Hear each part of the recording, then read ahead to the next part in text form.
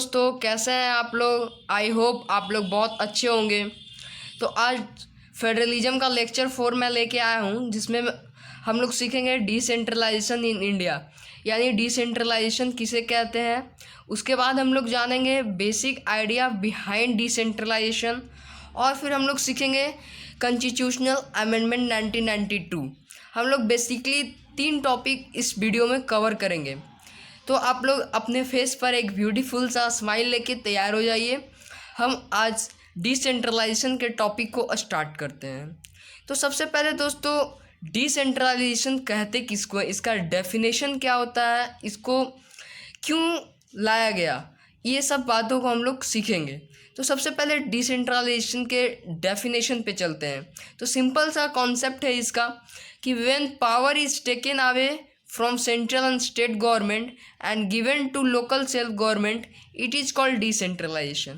यानी जब भी कोई पावर सेंट्रल गवर्नमेंट और स्टेट गवर्नमेंट से लेकर कोई भी पावर सेंट्रल गवर्नमेंट और स्टेट गवर्नमेंट से लेके लोकल सेल्फ गवर्नमेंट को दे दिया जाए, तो इस पूरे टर्म को हम लोग डिसेंट्रलाइजेशन कहते हैं। जैसे बहुत सारे पावर होते हैं जिसपे स्टेट गवर्नमेंट और सेंट्रल गवर्नमेंट अपने से छोड़कर अपने नीचे वाले जो लोकल सेल्फ गवर्नमेंट है उसको दे देता है। तो इस पूरे टर्म को हम लोग क्या कहते हैं, डिसेंट्रलाइजेशन।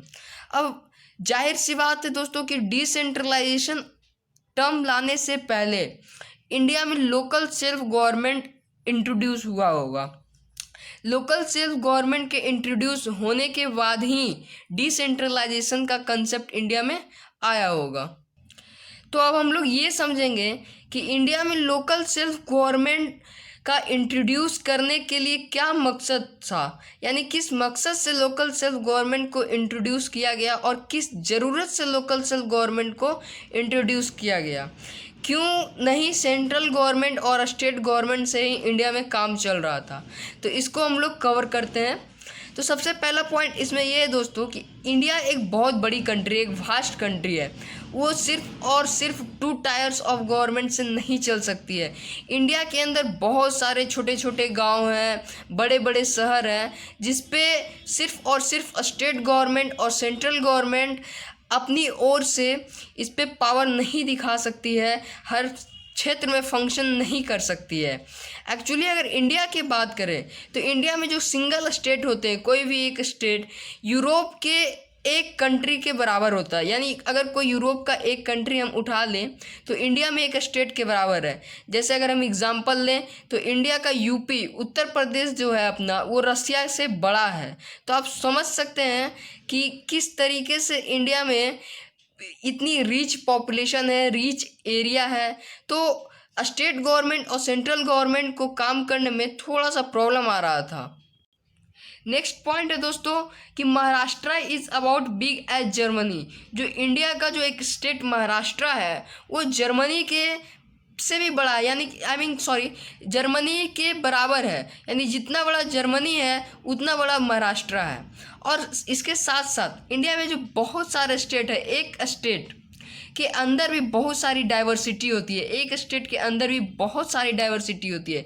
इसका मतलब है कि एक स्टेट के अंदर बहुत सारे कम्युनिटी रहते हैं जिनका अलग अपना आइडियोलॉजी होता है, उनका अपना अलग रिलीजन भी हो सकता है, उनका लैंग्वेज अलग अलग होता है। तो इन सब कारण की वजह से बहुत छोटे लेवल पे, यानी कि लोकल सेल्फ लेवल पर अपने छोटे छोटे गाँवों के लिए, छोटे छोटे ब्लॉक्स के लिए एक गवर्नमेंट की ज़रूरत पड़ा, जिसकी वजह से और लोकल सेल्फ गवर्नमेंट इंट्रोड्यूस करना बहुत ज़रूरी था। क्योंकि इन स्टेट्स के बीच में, इन स्टेट के अंदर भी पावर शेयरिंग का एक बहुत बड़ा एस्पेक्ट बनता था। तो इस वजह से लोकल सेल्फ गवर्नमेंट, जिसको हम लोग 3rd टायर ऑफ गवर्नमेंट कहते हैं, वो इंडिया में इंट्रोड्यूस हुआ। तो दोस्तों, लोकल सेल्फ गवर्नमेंट आने के बाद उनको पावर दिया गया, यानी डिसेंट्रलाइजेशन का कॉन्सेप्ट लाया गया। यानी अब उनके पास बहुत सारे पावर दिए गए जिसके कारण वो बहुत सारे छोटे छोटे लोकल लेवल पर अपने काम को अच्छी तरीके से फंक्शन कर सके। तो अब हम लोग सीखेंगे कि डिसेंट्रलाइजेशन लाने के पीछे बेसिक आइडिया क्या था, आखिर क्यों डिसेंट्रलाइजेशन के टर्म को लाया गया, इसके पीछे बेसिक आइडिया क्या था। तो उसमें पहला पॉइंट है दोस्तों कि there are large number of problems and issues which are best settled at local level. जिस तरीके से एक नेशन के लिए बहुत सारे प्रॉब्लम होते हैं, उसी तरीके से लोकल लेवल पर भी बहुत सारे प्रॉब्लम होते हैं, बहुत सारे इशू होते हैं जिनको हैंडल करना पड़ता है। तो उन सारे प्रॉब्लम को हैंडल कोई मतलब स्टेट गवर्नमेंट और सेंट्रल गवर्नमेंट को करने में बहुत प्रॉब्लम आता है। इस वजह से डिसेंट्रलाइजेशन लाना बहुत ज़रूरी था। नेक्स्ट पॉइंट है दोस्तों, people have better knowledge about their locality.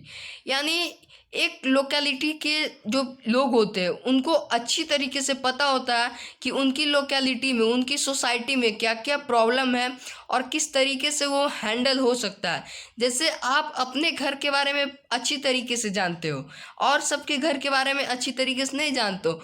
जैसे मान लीजिए पूरे देश के लिए एक जनरल इशू है, एक जनरल प्रॉब्लम है, लेकिन कोई एक लोकल लेवल पर अगर कोई वर्क करना हो तो शायद वहाँ एक स्पेसिफिक प्रॉब्लम हो। तो ये इसकी जानकारी किसको होगी? क्या स्टेट गवर्नमेंट को इसकी जानकारी होगी कि किस लोकल लेवल, किस लोकेलिटी में कौन सा स्पेशल प्रॉब्लम है? नहीं, ये सारी जानकारी लोकल सेल्फ गवर्नमेंट को ही होती है। तो इन सारे वजह से लोकल सेल्फ गवर्नमेंट इंट्रोड्यूस होने के बाद डिसेंट्रलाइजेशन का कंसेप्ट को लाया गया। और इसके बाद थर्ड पॉइंट में है दोस्तों कि the people of their localities well known about how to spend money and on which thing. जैसे कोई भी प्रॉब्लम है लोकेलिटी में तो फंड जो जनरेट होता है हमारे स्टेट गवर्नमेंट और सेंट्रल गवर्नमेंट के द्वारा, तो जो लोग उस लोकेलिटी में रह रहे हैं उनको अच्छी तरीके से पता है कि किस चीज़ों पर पैसा लगाना है और कितना पैसा लगाना है। ये the money should be spent, किस तरीके से काम करना है, कितना पैसा लगाना है और किन चीज़ों पे पैसा लगाना है। और अगर कोई प्रोजेक्ट हो रहा है तो उसको लोकल लेवल पे किस तरीके से मेंटेन करना है। तो इन सारी बातों का नॉलेज जो लोग लोकेलिटी के होते हैं उन्हीं के पास होता है। ये पॉसिबल सेंट्रल गवर्नमेंट और स्टेट गवर्नमेंट के लिए नहीं है। तो जो मेन पॉइंट यहाँ से निकल के आता है, कंक्लूजन निकल के आता है दोस्तों कि at the local level it is possible for the people to directly participate in decision making. Local level पर अगर कोई डिसीजन लिया जा रहा है, लोकल लेवल के हेल्थ से रिलेटेड, इंफ्रास्ट्रक्चर से रिलेटेड या फिर कोई भी डेवलपमेंट से रिलेटेड अगर कोई डिसीजन लिया जाता है तो वहाँ के जो लोग होते हैं उनके लिए इजीली पॉसिबल होता है कि उस डिसीजन मेकिंग में डायरेक्टली पार्टिसिपेट कर सके। तो इस वजह से लोकल सेल्फ गवर्नमेंट इंट्रोड्यूस करने के बाद डिसेंट्रलाइजेशन का कॉन्सेप्ट को लाया गया। अब हमारे प्रिंसिपल ऑफ डेमोक्रेसी में लोकल गवर्नमेंट एक बहुत बड़ा एस्पेक्ट है और ये हमारे डेवलपमेंट के लिए एक बहुत वेस्ट वे का काम करता है कि छोटे छोटे लेवल पे किस तरीके से डेवलपमेंट करना है। तो उसके लिए लोकल गवर्नमेंट का बहुत बड़ा योगदान है। तो उसी तरीके से इंडिया में विलेज में लोकल सेल्फ गवर्नमेंट लाने के बाद विलेज में पंचायत लाया गया, फिर अर्बन एरियाज में म्यूनसिपैलिटीज़ को सेटअप किया गया। तो पंचायत के बारे में और म्यूनसिपैलिटीज़ के बारे में हम लोग नेक्स्ट वीडियो में पढ़ेंगे।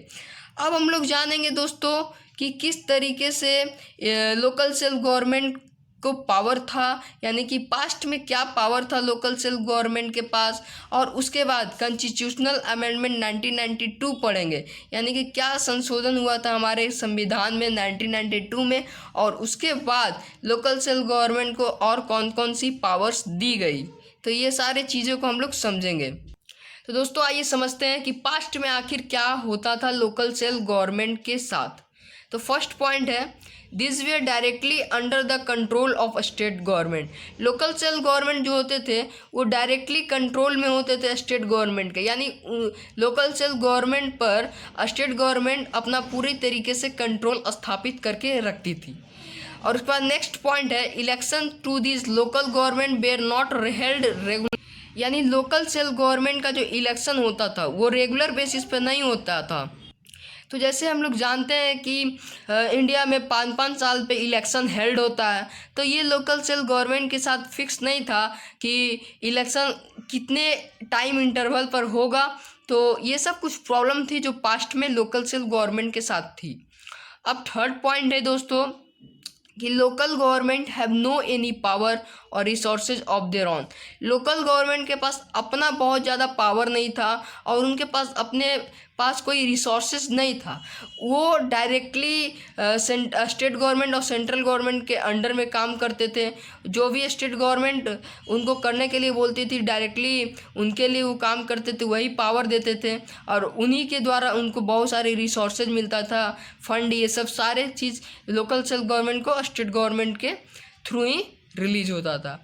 अब हम लोग पढ़ेंगे दोस्तों कि कॉन्स्टिट्यूशनल अमेंडमेंट 1992, यानी 1992 में हमारे कॉन्स्टिट्यूशन में एक बदलाव आया, एक संशोधन आया जो कि लोकल सेल्फ गवर्नमेंट के लिए बहुत ज़्यादा फ़ायदेमंद हुआ। तो इस चीज़ को हम लोग पढ़ेंगे और ये जो क्वेश्चन इंपॉर्टेंट क्वेश्चन भी बनता है दोस्तों आपके बोर्ड एग्जाम में, ये 5 मार्क्स का क्वेश्चन पूछ सकता है। तो मैं कॉन्स्टिट्यूशनल अमेंडमेंट 1992 में आपको 5 पॉइंट बताऊंगा और आप कोशिश कीजिएगा कि यही 5 पॉइंट आप एग्जाम में मेंशन करें।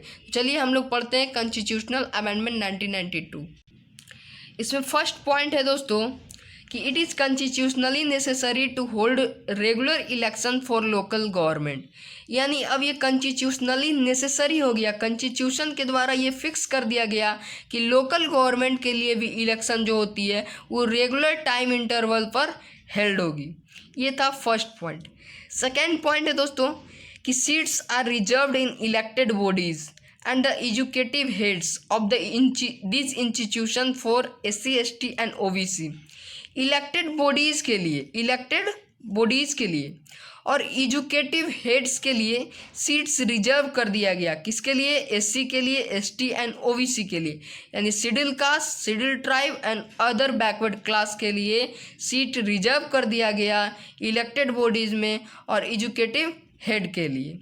एंड थर्ड पॉइंट है दोस्तों कि at least 1/3 of all positions are reserved for women's.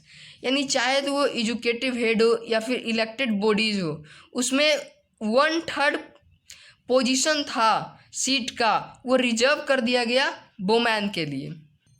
Fourth point है दोस्तों कि an independent institution called the state election commission has been created to conduct panchayat and municipal election.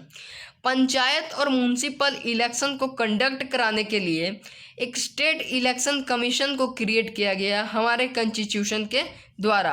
ये constitutional amendment 1992 में किया गया कि स्टेट इलेक्शन कमिश्नर होगी जो कि सारे पंचायत के इलेक्शन को और म्यूनसिपलिटी के इलेक्शन को कंडक्ट करवाएगी। एंड फिफ्थ पॉइंट है दोस्तों the state government requires some powers to share. यहाँ टू शेयर छूट रहा है दोस्तों, to share and revenue with local government. The nature of sharing varies from each other.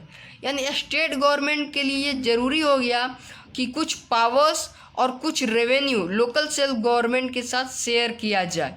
और ये जो नेचर ऑफ शेयरिंग होता है कि कितना पावर लोकल सेल्फ गवर्नमेंट को दिया जाए, कितना रेवेन्यू लोकल सेल्फ गवर्नमेंट को दिया जाए, वो वेरी करता है। यानी वो डिपेंड करता है नीड्स के ऊपर, कहाँ कितनी ज़रूरत है, कहाँ कितनी नीड्स है, इसके ऊपर डिपेंड करता है। तो ये 5 पॉइंट हमने कॉन्स्टिट्यूशनल अमेंडमेंट 1992 में बताया। फर्स्ट पॉइंट में हमने बताया कि इलेक्शन हेल्ड होगी। सेकेंड पॉइंट था दोस्तों कि सीट को OBC और SC ST के लिए रिजर्व कर दिया गया इलेक्टेड बॉडीज़ के लिए और एजुकेटिव हेड्स के लिए। थर्ड पॉइंट था कि वुमेन के लिए 1/3 सीट रिजर्व कर दिया गया। फोर्थ पॉइंट में हमने सीखा स्टेट इलेक्शन कमिश्नर क्रिएट किया गया जो म्यूनसिपलिटी और पंचायत के इलेक्शन को कंडक्ट करवाता था। एंड फिफ्थ पॉइंट में दोस्तों कि पावर और रेवेन्यू को शेयर करना ज़रूरी हो गया लोकल सेल्फ गवर्नमेंट के साथ जो कि स्टेट गवर्नमेंट करती थी। तो ये हमने आज 3 टॉपिक पढ़ा जिसमें हमने सीखा डिसेंट्रलाइजेशन, फिर बेसिक आइडिया बिहाइंड डिसेंट्रलाइजेशन और फिर हमने कॉन्स्टिट्यूशनल अमेंडमेंट 1992 पढ़ा। अब हम लोग नेक्स्ट वीडियो में सीखेंगे कि लोकल सेल्फ गवर्नमेंट के अंदर कौन कौन आता है, जिसमें हम लोग सीखेंगे पंचायती राज, फिर local self government at district level, फिर local self government at urban areas. इन 3 टॉपिक को हम लोग नेक्स्ट वीडियो में कवर करेंगे। सो तब तक के लिए आप बने रहिए हमारे साथ और आप पढ़ाई करते रहिए। Thank you and love you all.